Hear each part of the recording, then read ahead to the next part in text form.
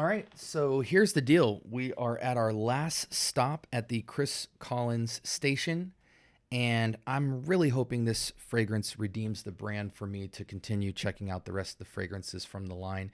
It is a unisex fragrance, and I'm hoping for the best. Strap up.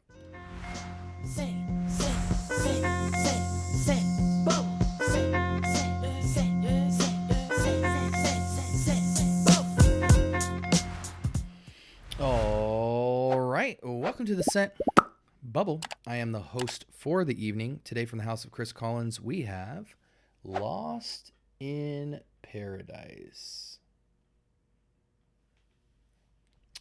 Unisex fragrance for men and women. Fragrance was released in 2022. It's classified as an aromatic for men and women. And the story behind it is like a salt spray off the Caribbean Sea. Lost in Paradise transports you with coconut water and marine notes. Warm, languorous. You're going to make me look up that note there, or that word. Define languorous. Characterized by tiredness or activity, especially of pleasurable kind. Oppressive stillness. Interesting. Ylang ylang contrasts with wanderlust, provoking the scent of salted musk. Wear this fragrance to summon a feeling of peacefulness and possibility. Okay, let's see what we're dealing with here. 2 sprays to the wrist. 2 sprays to the strip.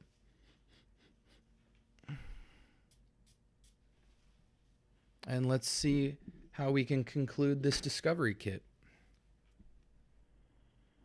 Okay. So immediately I have to say, if you are curious about this fragrance, it's an all-white bottle with gold plating. It smells in the vein of Sun-Kissed Island from TLTG, like a Coco Loco, a Del Mar, and oddly enough, it's those profiles with like a very floral backbone. And that's probably white florals and ylang ylang. Very pronounced candied ylang ylang here. It's not cheap, but it's not expensive either. This is mostly a lot of ylang ylang and white florals. It opens up with more of that seaside beach feel. But again, with the Chris Collins fragrances, I noticed the transitions to happen virtually the moment I'm smelling it. So this really dries down to what I feel is like ylang ylang splash of coconut, powdery white florals in the back. And it's just very beachy. The saltiness, I'm not getting any of that. The marine, the aquaticness, none of that. This is a 90% floral fragrance. We'll see when it dries down.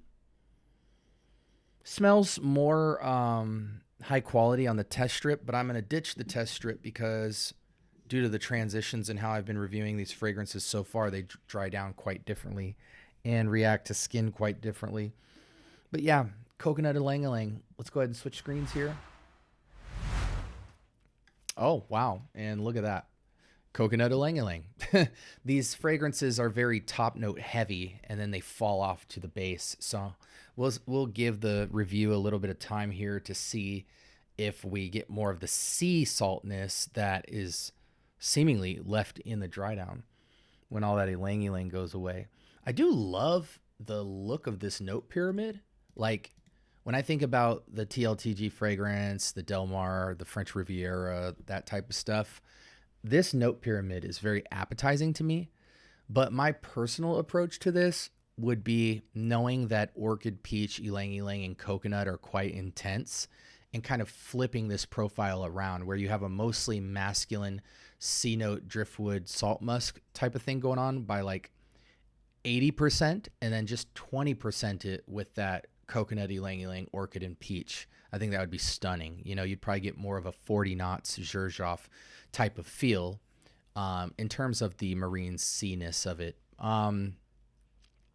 It looks like, just looking at this pyramid, that that's what you would get, because the dry down is essentially kind of unisex masculine, somewhat leaning, and then all this prettiness. But I'm getting just tons of coconut and ylang ylang.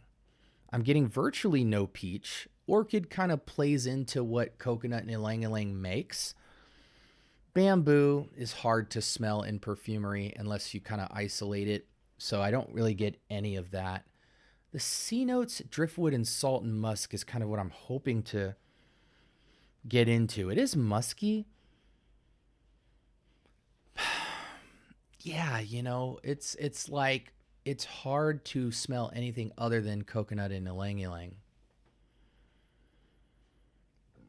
The dry down is quite nice. I mean, for me, coconut and ylang ylang is hard to not love. It's easy to be annoyed by, but if you're not intimidated by them, it just immediately transports you to the beach. So for me, it's cool. It's got that, I don't want to say suntan lotion vibe, but it definitely takes you there. But this is a pure coconut ylang ylang. The coconut isn't too chalky. That's something I can appreciate. This is ylang ylang driven, but it's accented with a heavy amount of coconut. I really don't, I guess I do get the C noteness, but it really is buried behind all that top note. I'm going to be honest, this fragrance from a scent profile standpoint makes the most sense to me. Like, I understand the fragrance. It's not a terrible fragrance. It's entry level. The balance is nice. Disregard most of the notes they listed because they're not there. But if I ignore the note pyramid, what I smell seems very balanced. It's not too cheap. Cheap is fine, but when it's balanced to perfection, it gives you the illusion like it's entry level niche, and that's what this feels like. I think this could compete with like a French Riviera. Definitely can't compete with Del Mar. And Sunkissed Island is more detailed than this with a slightly different lean. So as alternatives, I feel like this goes head to head with French Riviera. Sunkissed Island beats it. Del Mar kills it. So there really isn't anything else that you need to think about in terms of alternatives, because you have a $60 alternative in French Riviera. You have Del Mar, which is like 140, 150 at the low. And you have Sunkissed Island, which you're probably not going to get because it's Scalp City and everyone's trying to gouge the prices. There's a lot of scents, I feel like, in the Bath and Body Works category, and even just suntan lotion and like pretty beach smelling lotions out there that you can get for $10. And I'll be honest with you, you could probably spend the money. Here's a thought, guys. When it comes to coconut, ylang ylang, that type of vibe, or suntan lotion, like a beach scent, it's hard for me to wrap my mind around buying a fragrance that smells beachy. And the reason why is because there's hundreds of suntan lotions and lotions that smell like this. My coconut lotion right here, which is made of like 3 ingredients, smells about 60% of what this is. And it's a lot simpler and more ethical in terms of, not having to put aroma chemicals on you because it's just made from pure coconut. And you could even treat yourself by buying a $30, $40 lotion. Now, it doesn't even have to be suntan lotion, just a lotion that is scented with really good ingredients that will get you like 80, 90% in the door. And I think versus a fragrance like this would at least compete with it, let alone probably beat it out with a little more detail. And that's the thing with oils and lotions. Sometimes they can hold scent range a little bit differently. You could definitely get more complexity than this. So again, that's why it's hard for me to buy a beach fragrance. Now, when I look at fragrances like Bonnie and Del Mar and Sunkissed Island and all that stuff, Herba Pura, and then if you want to get more mature and go into like the 40 knots and stuff like that, or the Torinos, now you're graduating way up from this. You're actually approaching it the way I would approach it, which is to put all the sweetness and common stuff in the background and put the uncommon stuff in the foreground. But if you want something more true to this, Del Mar, Bonnie, and Sunkissed Island definitely take the cake here. I'm going to give this a 7. And I think I'm being generous because the profile that this is chasing is so overdone in perfumery, in lotion, in oil, in hairspray, in body wash, that it's really hard to be impressed by this. Let alone, the biggest kicker about this is the price point. which retails at $175 for 50 ml. You just can't justify it at that price point. I want to conclude my review by saying a few thoughts on this house. Overall, I feel like these fragrances unjustifiably lean on beautiful top notes, and you get anywhere between a 30 to 40% decrease in detail in the dry downs, to the point where it's very deceptive on a test strip. If somebody was trying this in a store or something and just was the type of person to not spend more than 20 seconds smelling a test strip, they would want to buy all of the Chris Collins fragrances for the most part, or at least the ones they identify with. And that's very deceptive, because when they get home and spray it on skin and get a completely different experience, it's a fleeting memory, or the joy that you first had will go away with each wear. I also feel as though I don't know much about Chris Collins. He seems to be well respected, well regarded, and his fragrances are available at a lot of, he has a distribution. For instance, I got my Discovery set at Sephora. So it seems as though he has great financial and distribution connections in the industry. He looks like some sort of model. Maybe he's just dressed well, but it feels like he comes from a different industry visually, to the point where I feel like maybe this is somebody who was successful in other industries and perhaps migrated into fragrance, and then had a lot of great connections and helps to kind of have the presence and prestige of being a niche brand, even though I really don't feel like they're there yet as a scent. Like, visually, yes. The marketing, yes. The face behind the fragrances, yes. The openings of the fragrance, yes. But the actual full duration of the wearing experience feels very subpar, especially when you factor in the price point. Now, price is subjective, but with absolute certainty, I know that when you guys spend north of $150 on a fragrance, whether you're wealthy or not, you will not appreciate this experience as time goes on for how much you spent. And I, so far in all of these fragrances, have immediately been able to think of many fragrances that cost anywhere between $50 to $100 that really outclass a lot of these. And I'm talking about the dry downs, not the openings. And I challenge you guys at home who really love Chris Collins' work, because I've heard a lot of talk out in the world about how good this house is.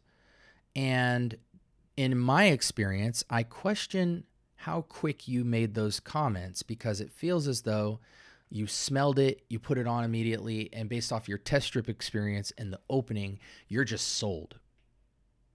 I wonder how many of you who reviewed this really waited an hour to see what the experience was like in the duration of the wear, and then came and gave your thoughts and feedback. In fact, I challenge anyone who owns a Chris Collins fragrance to put it on, enjoy that opening, really bask in the glory of that opening, because all of the openings I've experienced are quite stunning, even with the scent profiles that I don't like. And remember what you experienced in that opening. And then wait an hour and come back to your skin when the fragrance should have completely settled down and transitioned. And whether you're going to get 2 to 6 hours of longevity, an hour into the fragrance, it should be quite fragrant and you should get an experience from it. And ask yourself a simple question. Am I as impressed with what I experienced in that opening as I am an hour into the fragrance? Because an hour into the fragrance, from that point forward, that is 90% of what your wearing experience will be. And then ask yourself if it is then worth the coin you paid compared to other scents like it in the clone and entry-level niche category. I really challenge you guys. Now, with all of that being said, before I close, I just want to let you guys know that I am not the Lord of Fragrance at all. My opinion is subjective to me and what I like and my personality and my journey and my upbringing and my knowledge and fragrance. And so just because I feel the way I feel about this house so far, only having tried 5 scents, that may not be your experience. And so all I can do is share my experience and my information and my thoughts and feelings and hope that it informs your decision if you're considering this house. But in one regard, you have to hold my thoughts and opinions with a loose grip. Now, if you've been spending a lot of time with me and you trust my nose and you respect my nose and you respect my authenticity with these reviews, you know that I try optimistically to not trash a house unless I really feel like they are going above and beyond to not put effort into this art form. But I feel like there's definitely a lot of effort going into this house, visually, the openings, the prestige, the pricing, the look, and even the creativity for the most part on the scent profile styles that they're going for. But I just think there's a lot of room to grow here in quality. And you may have a different experience, but all I can do is share my information thoughtfully. And you guys know me, like I always try to see the glass half full. Even if I feel the fragrance is bad, I've really thoroughly investigated this house and tried to give you as much information that pops into my brain. But I genuinely am not a fan across the board so far. I'm just the dry down aspect and the price really are, and you could say, okay, well, what if the fragrances were $50? I still wouldn't buy them because the dry downs have not been even mildly impressive. They've been such a letdown. So that's my thoughts. Might not be your experience. Definitely, I 100% encourage you that if you're thinking about buying from this house, please, this discovery set maybe cost me about $30. Please, you gotta get the discovery set. Do not blind buy from this house.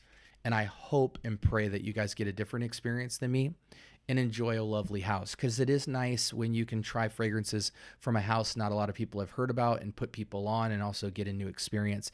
And I do have the faith and optimism that hopefully this house is not above reproach and they take criticism very seriously and continue to perfect their craft, because I do think there is a lot of great things going for them. But to be priced where they're priced, they must do better in the quality of raw materials as it relates to the dry downs. With that being said, I hope this review, as well as the rest of my reviews in the discovery set, were helpful. Definitely search Chris Collins on my channel's playlist to find the rest of my reviews. And please, if you want to fight with me in the comments or have a good discussion, I invite all of it. Just please be respectful. And this was Chris Collins, Lost. Was it Lost in Paradise? Yes. And as a rating, I'm sorry, I didn't even go through all the usual suspects. It's a beach scent, so it's more of an occasion-based fragrance, anything near the water. It's got that tanning salon kind of vibe. I do think it's perfectly unisex, but due to the heavy ylang-ylang coconut, I feel as though it has a slight feminine lean. The performance on this feels like you should at least get 4 hours out of it, though the transition is very fast and abrupt. It's quite a simplistic smell. Gave you the alternatives and the price point and all that good stuff. Age range, it feels very juvenile, 25 and down, truthfully. I just think there's more complex fragrances that do this. So for my 25 and up people, go to the references that I mentioned earlier. Anyways, I'm going to sign off. I don't care that I didn't say everything to cover all the different bases. I think I gave you guys a overkill of information on this fragrance, but that concludes my evaluation of the house of Chris Collins. Love you guys. Hope you stay blessed. And until next time, peace.